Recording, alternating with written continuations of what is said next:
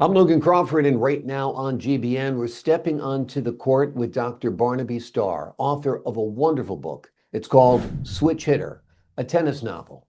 This inspiring and unconventional sports novel follows Sheila, an ambidextrous teen tennis phenom whose comeback journey after personal tragedy and a challenging past captures the resilience of the human spirit, blending themes of family, mentorship, social justice, and raw athletic drive. Switch Hitter serves up a powerful story about chasing greatness against all odds. We're delighted to have this very talented author join us here today, and we thank the team at Atticus Publishing for helping us do it. Thank you so much for joining us today, Doctor. Thank you, Logan, for having me and for reading the book. It's my pleasure. It's an amazing book. It's a great story. It feels very real. Is it inspired by a real life experience at all? Well, it combines a lot of real life experiences from my own life. I mean, I did play tennis very seriously ever since I was like 6 years old. Mhm. And the coach in the story who coaches her, it's really a team effort in tennis between a coach and a player. And the coach was similar to a coach I had had who was from the Caribbean, who came to America, got on some tough times, and ended up having to leave tennis for a while and then come back. And that's what the coach does in this story. Yeah. Give us a little overview of the story for the folks at home. Give us the elevator pitch, if you would. Oh, sure. The book is really about Sheila, who at a very young age showed the amazing ability to do sports as an ambidextrous athlete. And her father was a switch hitter in the major leagues.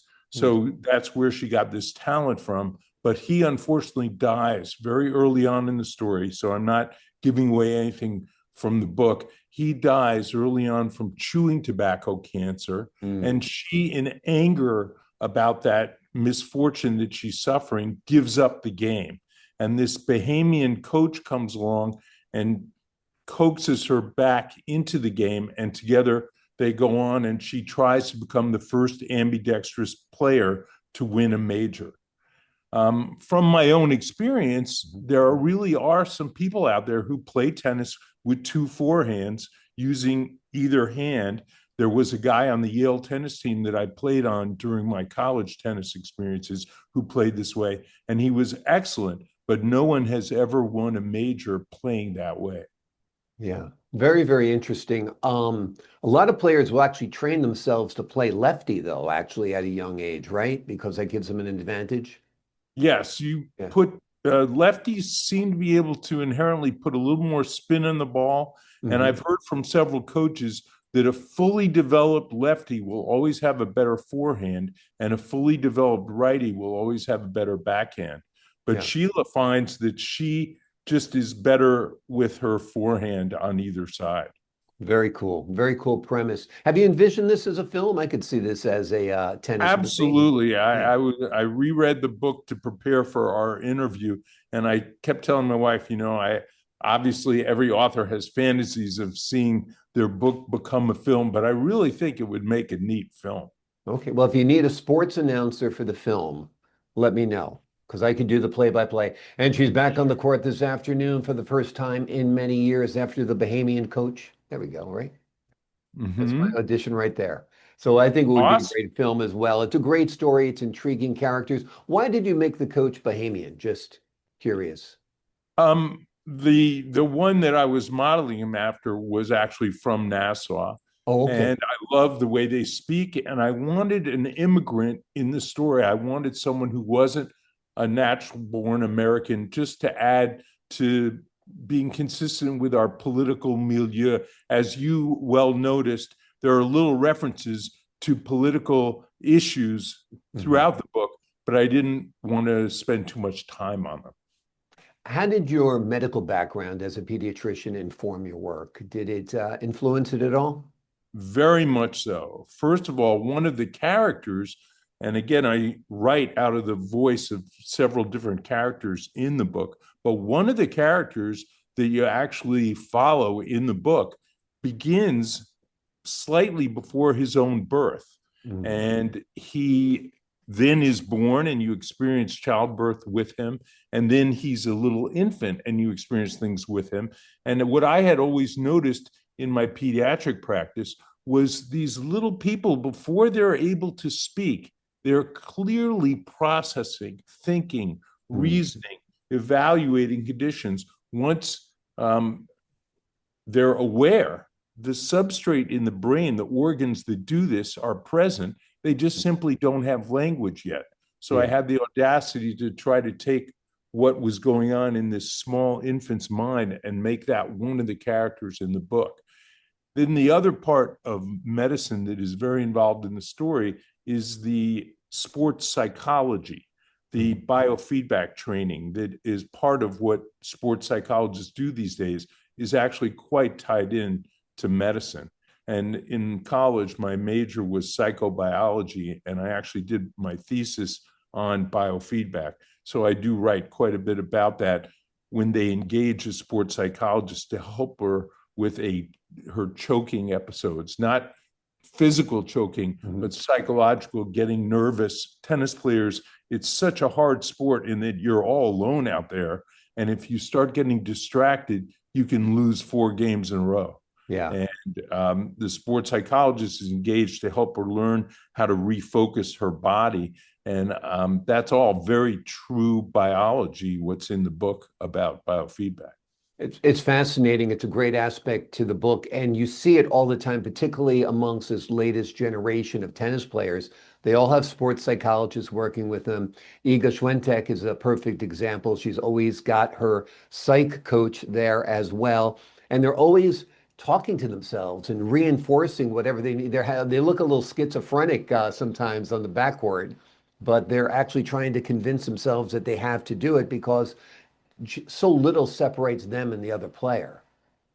Psychology is such a big part of sport. I think people tend to forget about that. But look what even happens to teams. Teams go through winning streaks and losing slumps. Yep. And the golfers, the psychology and how they're feeling on the tee is so related to the last few holes, and the ability to let go of a bad shot that you've done just this point before. The ability to let go of that and focus on the current point is one of the keys to success in sports. And you can see a player when they're melting down, when they're getting rattled, when they're getting the yips from missing, a double or hitting a double fault at a critical time when it should have been a break point or something. Absolutely. And the confidence that comes to a player whose opponent is beginning to lose their psyche and get angry, that can bring a lot of confidence to the opponent.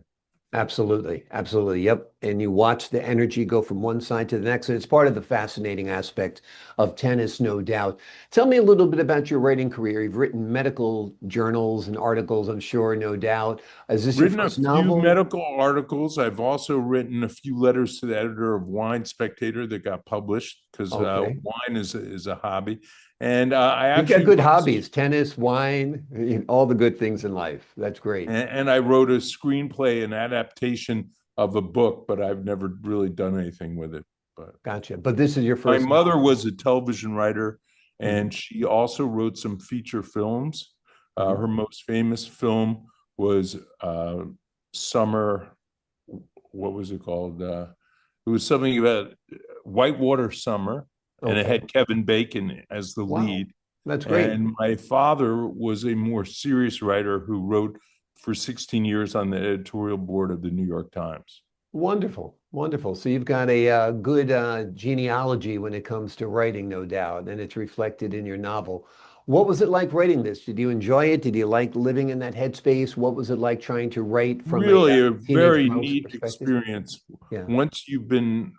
Once you're about a quarter to a third of the way into your own novel, you really do start thinking as the characters. And you might even wake up in the middle of the night and say, oh, this is what the character would do at this point. And it's somewhat of a lonely experience because you really have to stay on that focus when you're in it. And but I mean, I really enjoyed the experience. It took about 6 months to write the whole book. Wonderful. It's almost like method acting, where you're imagining exactly what this character experienced, feels, would say, would do. And it's quite transformative. That's what I found with writing. Absolutely. Yeah. I think that's a very good analogy. Yeah. Talk to us a little bit about the more serious or other serious parts of the story. We've talked about them a little bit. Racism, teenage pregnancy, you also talk about those issues. Talk to us a little bit about why you thought it was important to include these social issues in your book. Well, I really think people might have an image of our athletic idols and heroes that they don't have to deal with the everyday stuff that we all are struggling with. But Mm. I wanted in this book to show that absolutely they're dealing with this at the same time as they're trying to become excellent at their own sport. And so Sheila, even though she's definitely living a serious life and practicing a lot and really having a goal of winning a major, somehow finds herself pregnant. And I wanted to show that that can happen to anybody Yeah. and that they don't always know what to do and they look for advice from their circle. I don't know if you remember her grandmother, who's really her custodian, is just such a wise and never surprised person who's able to really give her good advice. And so I want to encourage teens who find themselves in a state of confusion about a big issue. Don't be afraid to take advice from older family Yeah. and other contacts. She also gets very influenced by the sports psychologist and uses her as a reference. So I just wanted to show that even our sports heroes are dealing with the things that we all struggle with. The Yeah. racism issue, it rears its ugly head everywhere. Yeah. And so I wanted to put it in there, but not dwell on it. Absolutely. What do you hope readers feel, experience, or learn by the time they've turned the last page of Switch Hitter? I really hope they're influenced by the positive energy of how things work out for Sheila and for her circle. And I kind of wrote the book as an antidote to the negativism that I was feeling in America a year ago when I wrote the book, and I still feel a lot. I feel we've forgotten those good, big, uplifting moments of when an American wins a tournament or your favorite team goes all the Mhm. way. There should be more positive energy around than I sense. So I really Yeah. wrote it with that kind of idealistic, all American story in mind. Absolutely. I think you achieved that, no doubt. I understand you've played some matches against John McEnroe. Tell us about that, and did that inspire any moments in your novel? Sure. I played John twice in high school, and Wow. actually, I was 3 years older than John. So he wasn't very famous yet. He was only 14 years old, but he was number one in the 18 and unders in the Hmm. East Coast at age 14. And think of the growth of a player between 14 and 18. He was beating all the 17 and 18-year-olds. So he was number one on his high school team, but he wasn't yet in the high school. He was in eighth grade. And I was number one on my high school team, and I was in 11th grade. And I got a few games off him that year, but then I played him again as a senior when he was a freshman, and the whole thing was over in 25 minutes. And Wow. I didn't get a single game. And since you mentioned that you're a tennis player, I'll just tell you that it took me 4 games to be able to return his serve because it had so much spin and Wow. movement on it, like a professional baseball pitch. It was coming to your forehand, but once it bounced, it was going to your backhand.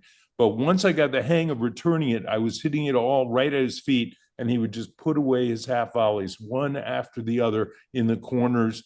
He never missed a half volley. I think he missed maybe 3 points in 2 sets when I was a senior in high school. And this is how I knew to become a doctor and not a tennis player.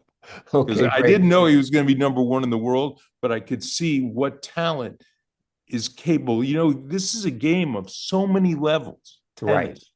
tennis. It's one of the interesting things about it. You can be beaten by somebody 6-love, 6-love, and there's somebody else who can come along and beat them 6-love, Yeah. 6-love. And then it keeps going, and you get all these champions, and there's always a few champions who can beat the other champions Yeah. 6-love, 6-love.